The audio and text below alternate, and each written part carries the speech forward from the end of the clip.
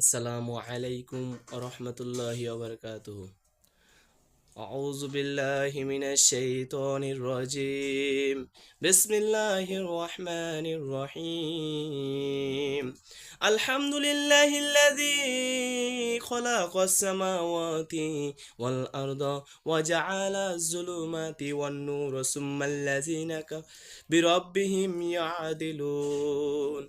আলহামদুলিল্লাহ, সকল প্রশংসা আল্লাহর জন্য।